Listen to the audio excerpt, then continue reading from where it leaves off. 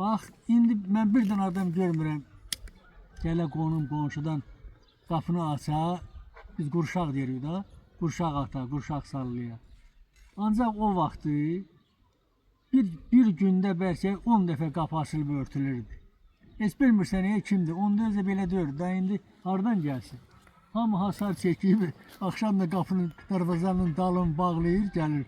Odan da gəlib hasar üstündən keçməyəcək ki.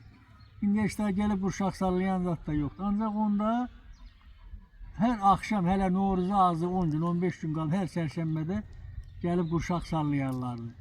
İndi kimin də qulpundan nə çıxır, o qurşağa bağlayarlardı, onlar da sevinə-sevinə gedərdi. Sonra dağda tonqal qalanardı. Hə, ondan sonra o hər çərşənbə, indi də elə yandırırıq biz. İndi də hər çərşənbə biz vaylə çərşənbə deyirik də, çərşənbə yandırırıq, tonqal yandırırıq. Hə, özümüz də turlanırıq, uşaqlar da gəlin turlanın, gəlin turlanın. Yetin!